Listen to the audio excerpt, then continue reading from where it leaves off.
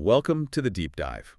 If you're listening to this right now, well, you are our eager student for today, and we have a highly focused, highly technical mission ahead of us. We really do. Yeah. We're going to act as your personal instructors today, walking you step by step through a really critical foundational component of the IT audit framework, specifically the 5th edition published by ISACA. Right, which for anyone operating in digital trust, governance, or assurance, ISACA essentially writes the definitive rule book. Exactly. They are the standard. Yeah. So our coordinates for this section bring us straight into Chapter 3. We are focusing the entirety of our time on Performance Standard 1201 and its corresponding performance guidelines, which are numbered 2201. And the central theme binding all these texts together is risk assessment in planning. And that planning phase is really where the battle is won or lost. Before a practitioner looks at a single piece of evidentiary data, before they pull a system configuration or review an access log, the trajectory of the entire engagement is already set. What's fascinating here is that the framework treats risk assessment not as this, preliminary administrative hurdle, but as the core diagnostic engine of the whole audit function. Yeah, it's the engine. It's not just a checklist. Exactly. Because if the risk assessment is flawed, the allocation of your finite resources is fundamentally compromised from day one. You end up deploying these highly skilled, very expensive professionals to audit perfectly functional, low-impact administrative systems. Right. Meanwhile, a critical, unmonitored API gateway is just sitting there entirely outside the audit scope. Which is terrifying. So whether you are an aspiring IT auditor mapping out your annual plan, or an enterprise architect trying to understand how assurance functions actually view your infrastructure, or even just a manager analyzing resource allocation, this deep dive is your masterclass in the science of prioritization. We are moving way past the theoretical into the mechanics of how massive, complex enterprises determine their actual threat landscape. Yeah. So let's dive straight into Section 1, which is the core mandate. That's Performance Standard 1201. And just to set the stage, in the ISACA terminology, a standard is non-negotiable. It defines the absolute mandatory baseline. Yeah, the language used in 1201.1 is very deliberate. It states that the IT audit function shall use an appropriate risk assessment approach, and it further specifies that this approach must be data-driven and incorporate both quantitative and qualitative factors to develop the overall IT audit plan. Right, the word shall is key there. It removes any ambiguity. There's no room for practitioner preference. You cannot rely on historical inertia, simply auditing an application just because it was audited last year. And you certainly cannot rely on a gut feeling or political pressure from business units. Okay, let's unpack this mandate. Specifically, the requirement for a data-driven approach that balances both those quantitative and qualitative factors. Because I think people get tripped up there. A purely quantitative approach might look at, say, transaction volumes or data throughput or the direct financial value processed by a given application. Yeah, just looking at the hard numbers. But numbers devoid of context are incredibly dangerous. Think about it. If we only look at transaction volume, an enterprise's internal cafeteria payment system might rank way higher than the server hosting the root cryptographic keys for the organization's identity management, simply because people are swiping for coffee thousands of times a day, while that root key is accessed almost never. Spot on. And that highlights the necessity of the qualitative mandate perfectly. The quantitative data provides the scale, right? It gives you the volume. But the qualitative assessment provides the actual context. Qualitative factors encompass the strategic importance of an asset, the regulatory environment surrounding it, the sophistication of the threat actors targeting that specific technology, and of course, the reputational damage that would occur in the event of a compromise. Which you can't always put a strict dollar amount on immediately. Exactly. The framework demands a synthesis of both. You cannot build a defensible audit plan without anchoring your methodology in hard data, just as you can't build one without applying expert human judgment to interpret what that data actually means for the enterprise's survival. And this transitions us nicely into the standards focused on scale, moving from the macro to the micro. Standard 1.2 shifts the lens from that overarching enterprise audit plan down to the individual engagement level. It requires that practitioners identify and assess risk relevant to the specific area under review when planning individual engagements. Which makes total sense given the pace of tech. Right. It's a clear acknowledgement of the velocity of modern IT environments. The overarching annual plan might have identified, say, the cloud infrastructure as a critical audit area back in December. But by the time the actual engagement kicks off in July, the architecture might have completely shifted from monolithic virtual machines to a highly containerized serverless deployment. Yeah, and the risk profile of that environment is fundamentally different in July than it was in December. The standard is explicitly preventing the auditor from blindly executing a plan based on stale intelligence. It's like navigating with an old map. Exactly. The macro plan dictates the general territory, but the micro assessment dictates the specific topography you have to navigate once you're actually on the ground. You have to reassess the reality of the architecture, the recent incident history, any organizational changes within that specific domain before you finalize your audit scope. That brings us to 12.01.3, which establishes a very specific triad of considerations for this micro assessment. It dictates that practitioners shall consider subject matter risk, audit risk, and related exposure to the enterprise.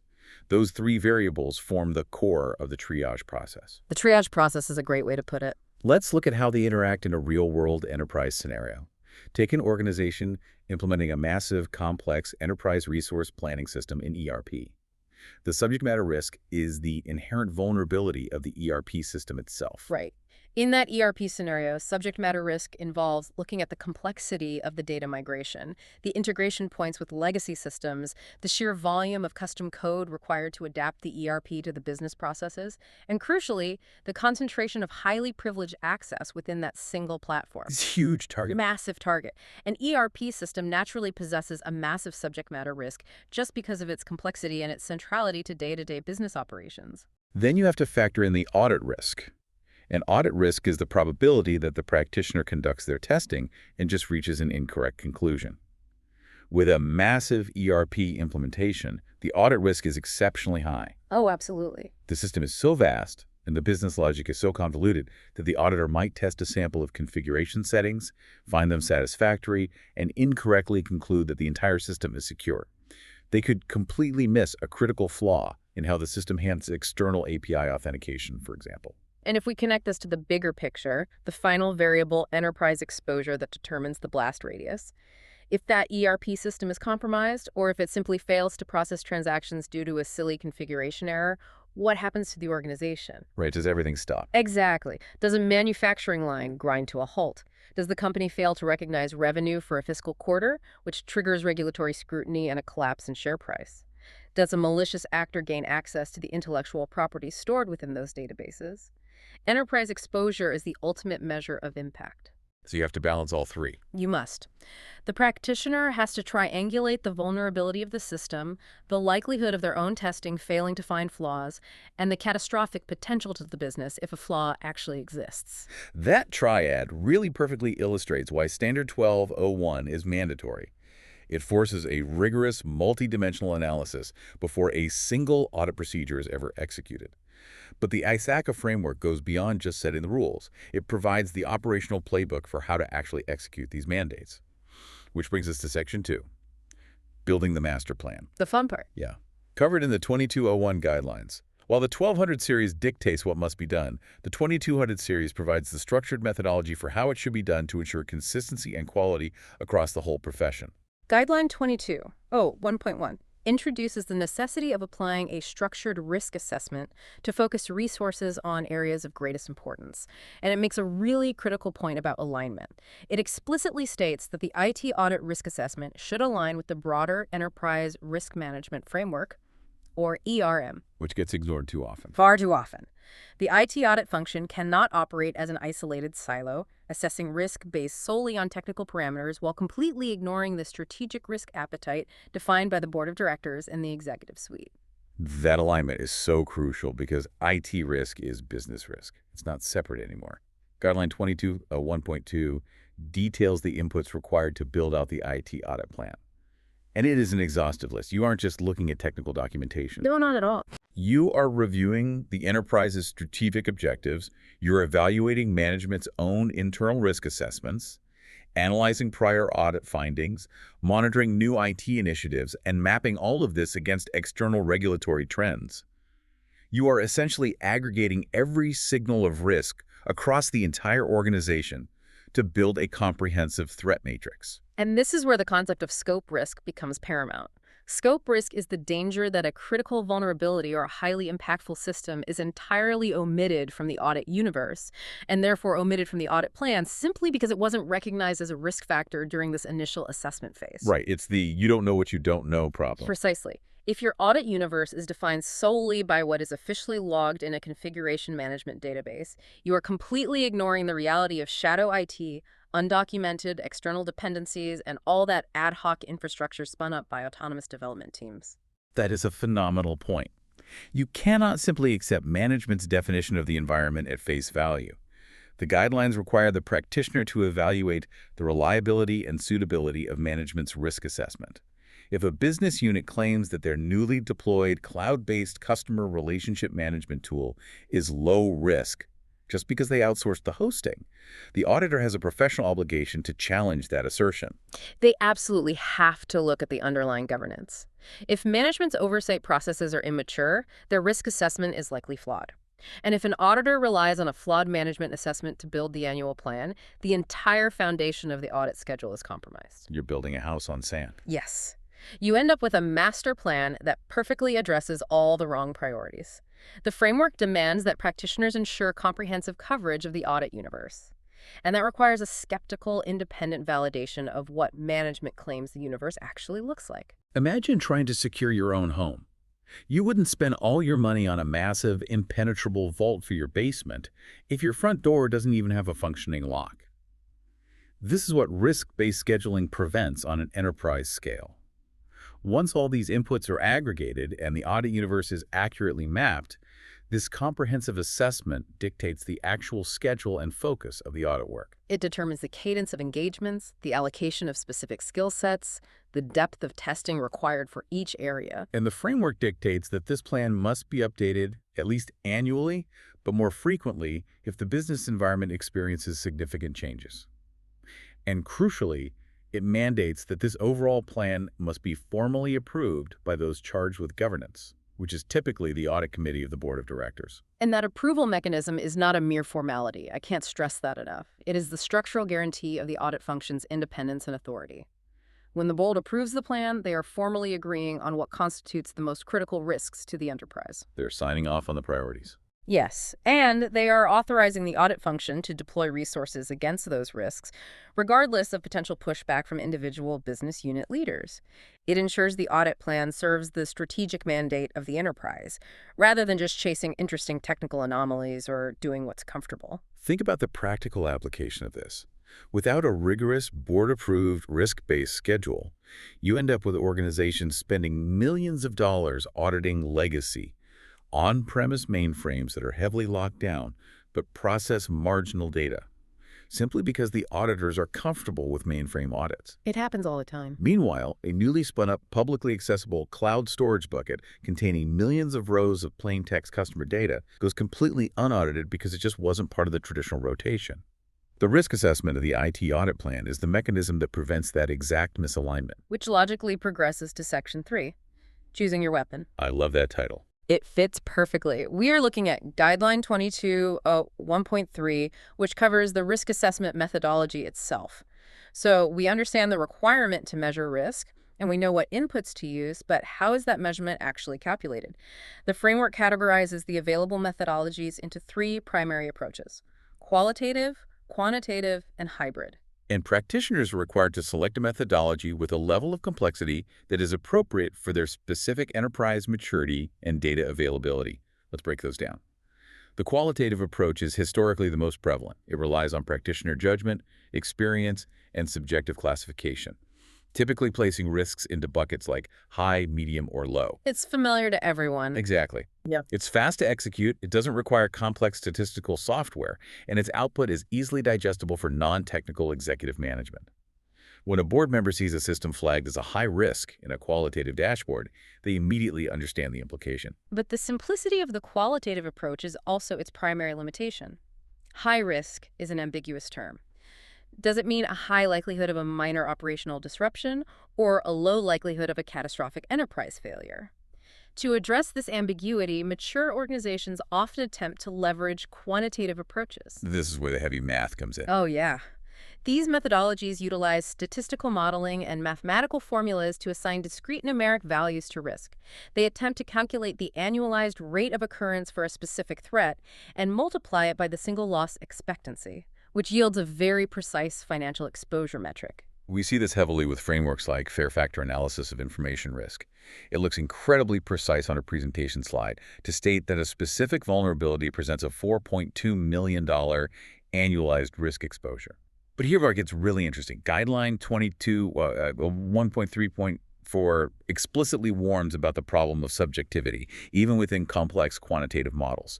The precision of the math often masks the subjectivity of the inputs. That is the trap. The math itself is objective, but the variables fed into the math are almost entirely subjective. Who decides the probability of a sophisticated zero-day exploit targeting a specific application? Who calculates the exact reputational cost of a data breach? A human has to make a call. Right. A human being has to assign those probabilities and impact weightings. If an organization lacks rigorous historical incident data, they're essentially just guessing with numbers. A purely quantitative model built on bad assumptions is far more dangerous than a qualitative model because it provides a false sense of scientific certainty. That is precisely why the hybrid approach is generally the most effective and the most commonly recommended for mature IT audit functions. You use quantitative data where you have reliable empirical metrics, things like historical system downtime costs or known regulatory fines per breach record. But you combine that with qualitative expert judgment to assess the less tangible factors. Like the sophistication of emerging threat actors. Exactly, or the strategic impact of losing intellectual property. The framework's instruction regarding subjectivity is actually quite profound. It doesn't tell practitioners to eliminate subjectivity because doing so is impossible. Instead, it demands that practitioners identify exactly where subjective decisions are embedded within their chosen methodology.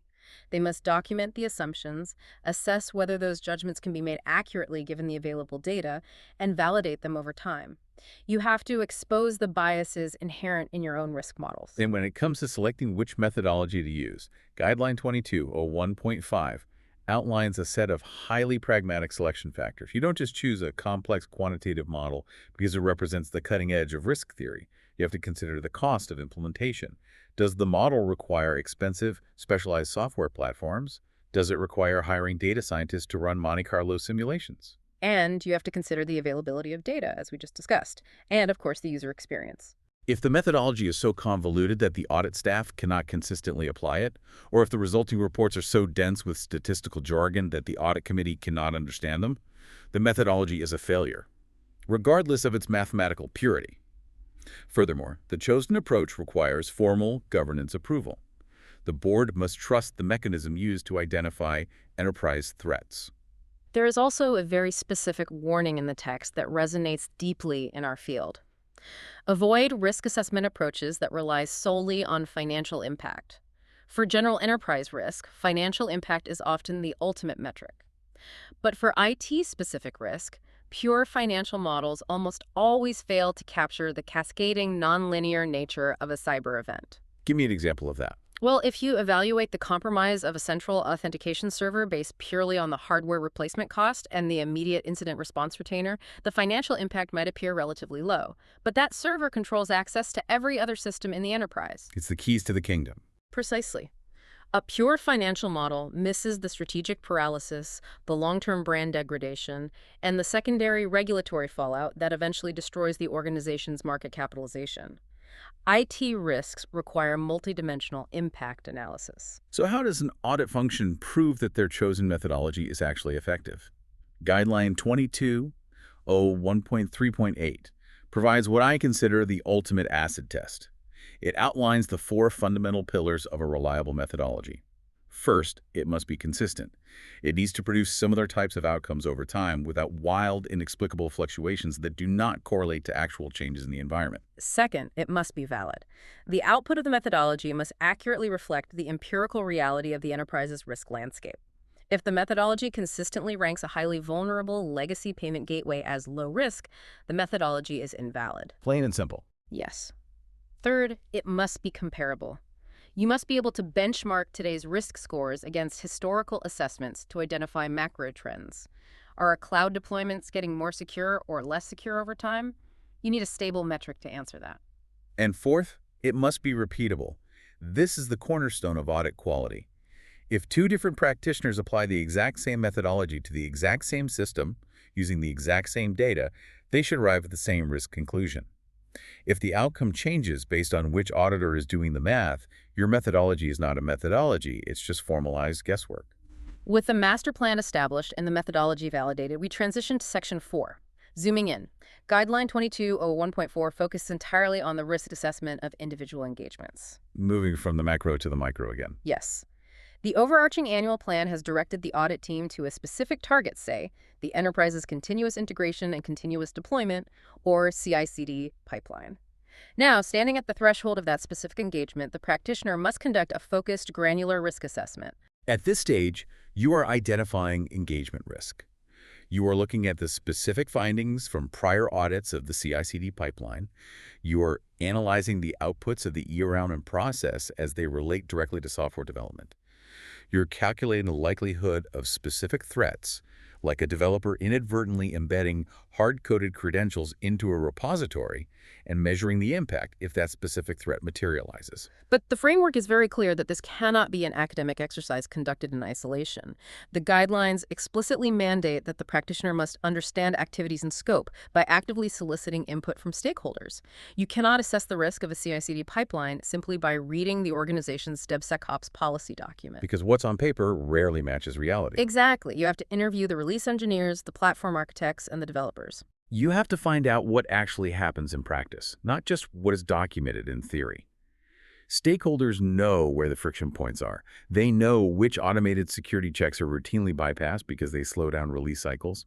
They know which legacy code repositories are effectively unmaintained, but still active in production. Without that ground-level intelligence, your risk assessment is a total fiction.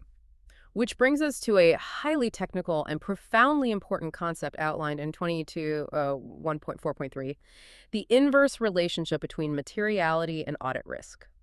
This is a concept that often challenges newer practitioners, but grasping it is absolutely essential for effective audit planning. Materiality represents the threshold at which an error, omission, or control failure becomes significant enough to alter the decision-making of the stakeholders relying on that system. Let's illustrate this using a modern enterprise scenario. Imagine auditing two different financial platforms within the exact same bank. Platform A processes high-volume, low-value microtransactions, millions of transactions a day, each worth fractions of a cent. Platform B is the SWIFT transfer gateway, processing a low volume of massive, multi-million-dollar international transfers. Okay, great example. For Platform A, the microtransaction system, the materiality threshold might be relatively high in terms of aggregate dollar value. Management might determine that they only care about systemic errors that result in a variance of over $100,000.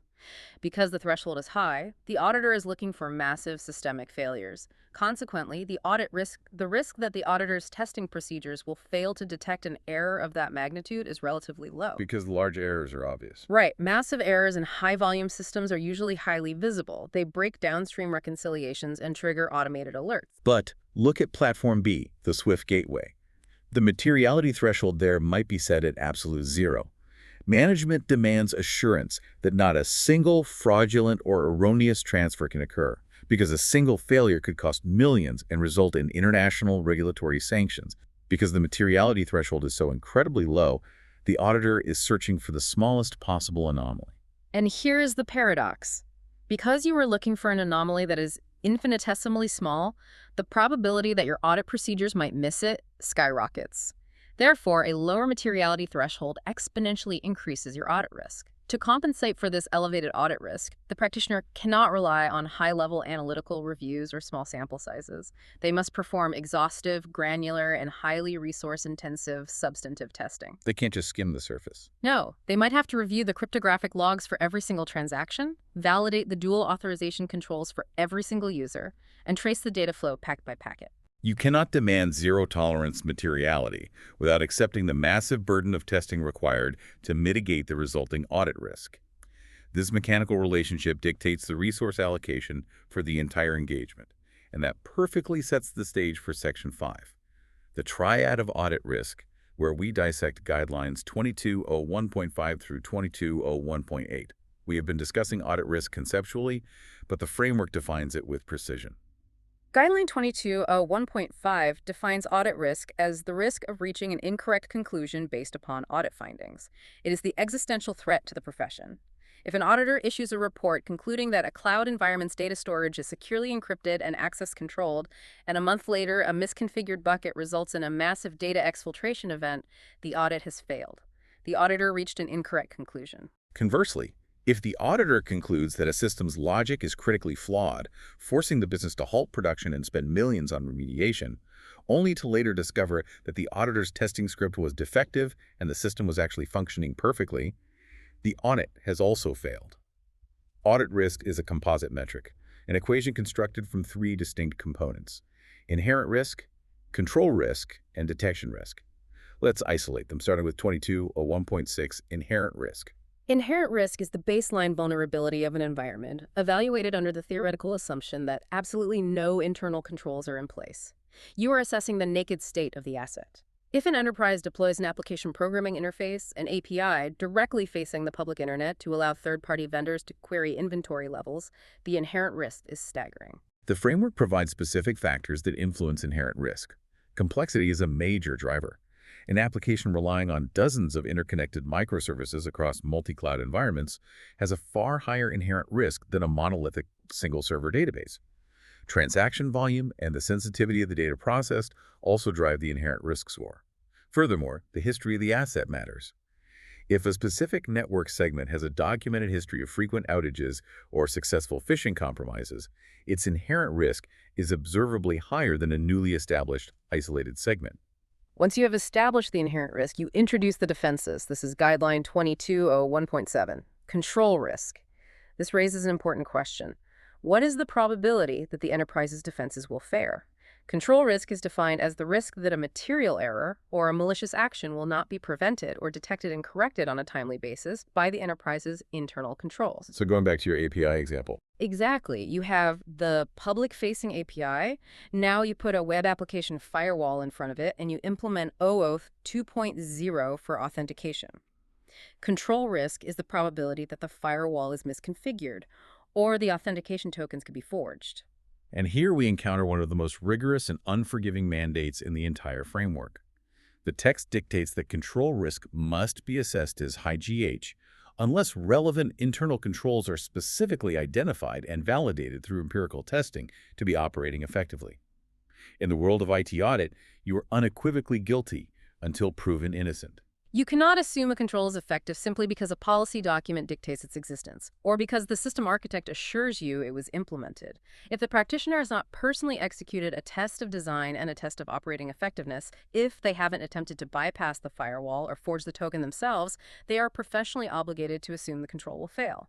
Assessing control risk as high protects the assurance function from relying on the illusion of security. The guidelines also draw a critical distinction regarding the hierarchy of controls, separating pervasive IT controls from detailed IT controls. This is vital for assessing control risk accurately. Pervasive controls are the foundational governance mechanisms that apply across the entire IT environment. These are your enterprise-wide identity and access management systems, your overarching change management processes, your network segmentation architecture, and your incident response frameworks. Detailed IT controls, on the other hand, are the specific, granular mechanisms built into a single application or process. This would be a specific input validation rule in a web form that prevents SQL injection, or a three-way matching logic embedded within an accounts payable module. The profound insight here is the cascading nature of control failure. If your pervasive controls are deficient, your detailed controls are effectively rendered useless. Let's really hammer that home. If an organization has weak pervasive identity and access management, meaning they suffer from rampant credential sharing, lack of multi-factor authentication, and poor offboarding processes, it fundamentally doesn't matter how robust the detailed segregation of duties controls are within the financial application. A threat actor or a malicious insider can simply compromise an administrator's credentials and bypass the application-level logic entirely. A failure at the pervasive level invariably drives the control risk to HEH across all dependent detailed controls. Which leaves us with the final component of the triad, detection risk, outlined in 2201.8. We have inherent risk, the raw vulnerability of the asset. We have control risk, the probability the enterprise's defenses fail. Finally, we have detection risk, which is the risk that the practitioner's own substantive testing procedures will fail to detect a material issue. Crucially, this is the only variable in the equation that the auditor actually controls. Right. Management dictates the inherent risk by choosing their operational architecture and business model. Management owns the control risk by designing, implementing, and maintaining the defense mechanisms. But the practitioner owns the detection risk. It is a reflection of their testing methodology, their sampling strategy, and their technical competence. Let's look at the framework's examples regarding the nature of the evidence. If an auditor is trying to detect unauthorized access within a complex cloud environment, the detection risk is heavily influenced by the quality of the logging. If the system logs are incomplete, not centralized, or easily overwritten by administrators, the detection risk is astronomical because the evidence required to identify an anomaly simply doesn't exist or cannot be trusted. Conversely, if the auditor is simply verifying the existence of an off-site backup contract, the detection risk is negligible. This leads to the mathematical balancing act that defines audit execution. The formula is straightforward. Overall, audit risk equals inherent risk multiplied by control risk, multiplied by detection risk. The practitioner's objective is to reduce the overall audit risk to an acceptably low level. If the environment is highly complex, meaning high inherent risk, and the internal controls are untested or demonstrably weak, meaning high control risk, the math demands a response. To achieve a low overall audit risk in that scenario, the practitioner must drive their detection risk incredibly low. How do you do that? Through massive, exhaustive, substantive testing. You don't just review the configuration of the firewall, you manually review the traffic logs for anomalies. You don't just test the access provisioning process, you pull the entire Active Directory database and manually cross-reference it against the HR termination list. The higher the inherent and control risk, the more granular, data-intensive, and exhausting the substantive testing must be to compensate. It is a direct, undeniable correlation that dictates the entire resource footprint of the engagement. It is the ultimate fail-safe. If you cannot trust the system's inherent stability, and you cannot trust the system's defenses, you have no choice but to verify the underlying data yourself. But this exhaustive process is not a static one-time event. This brings us to our final section, Section 6. Ongoing vigilance, referencing Guideline 2201.9 Other Considerations. The core principle here is that risk assessment in the modern IT landscape is never truly finished. The standard mandates that the IT audit function must conduct risk assessments at least annually. However, in an era defined by rapid digital transformation, an annual plan is effectively dead on arrival if it is treated as an inflexible contract. The guideline explicitly states that risk assessments must be updated whenever significant changes occur. The adoption of a new generative AI platform, a massive migration from on-premise data centers to a multi-cloud architecture, or a major geopolitical event altering the threat landscape, all of these instantly invalidate the assumptions of the annual plan. The text highlights the vast array of sources a practitioner must continuously monitor to stay calibrated: internal system metrics, external threat intelligence feeds, industry incident history, and shifts in the enterprise's strategic business plans. An IT audit function must operate as a highly sensitive, continuously scanning radar system for the enterprise. If a critical zero-day vulnerability, like the Log4j exploit we saw a few years ago, begins actively compromising systems globally, a mature audit function does not wait until the next annual planning cycle to evaluate the enterprise's exposure and remediation efforts.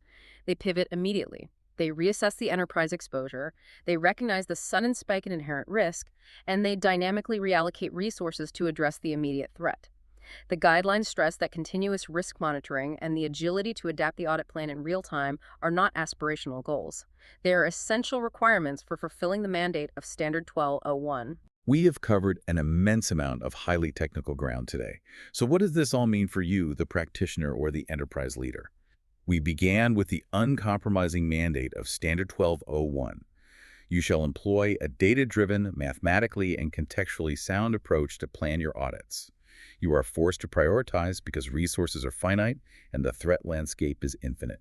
We explored the triage mechanism, balancing subject matter vulnerability against audit risk, and the ultimate enterprise exposure. We examined the 2201 guidelines, detailing the rigorous process of building the master plan. We discussed the critical importance of defining the entire audit universe to avoid scope risk, the necessity of challenging management's own risk assumptions, and the requirement for board-level approval to ensure strategic alignment. We debated the methodologies, qualitative versus quantitative versus hybrid, and the absolute necessity of identifying and documenting the subjectivity and bias inherent in any model you choose. We unpacked the 4 pillars of a defensible methodology: consistent, valid, comparable, and repeatable. We zoomed in on the execution of individual engagements, dissecting the inverse paradoxical relationship where demanding a lower materiality threshold exponentially increases your audit risk and your substantive testing workload. And we broke down the audit risk triad: inherent risk, control risk, and detection risk, and the fundamental rule that auditors must assume controls will fail until empirical testing proves otherwise. The overarching narrative of Chapter 3 is undeniable. Rigorous, continuous risk assessment is the bedrock upon which the entire IT audit profession rests. If your foundational risk assessment is flawed, your entire assurance program is compromised. You will exhaust your finite resources verifying the trivial, while the critical vulnerabilities remain entirely exposed to the threat landscape. For those of you operating in this space, mastering these mechanics provides profound insight into how complex enterprise systems are actually secured, governed, and evaluated in the real world. You are not just checking boxes, you are mapping the survival architecture of the organization. But before we conclude this session, we want to leave you with a conceptual challenge. Throughout this text, there is a massive emphasis placed on human judgment, evaluating the reliability of management, selecting the appropriate methodology, understanding the nuances of pervasive versus detailed controls, and synthesizing qualitative threat intelligence. But as artificial intelligence and machine learning become deeply integrated into the fabric of how enterprises operate, how will the fundamental concept of inherent risk change? Will AI-driven self-healing systems eventually conduct continuous real-time risk assessments that make the concept of an annual audit plan an outdated relic? Or will the opaque, probabilistic nature of AI models introduce a massive, terrifying new layer of control risk? A black box where human auditors fundamentally cannot comprehend, let alone test, how decisions are being made or how controls are functioning. Are we moving toward an era where the machines do the auditing or an era where the machines make traditional auditing impossible? It's a fascinating dilemma, and one that the next iteration of frameworks will inevitably have to address. Something for you to analyze and debate as the technological ground continues to shift. Thank you for joining us on this deep dive into the ITAF. Keep analyzing the data, stay vigilant, and never stop questioning the assumptions.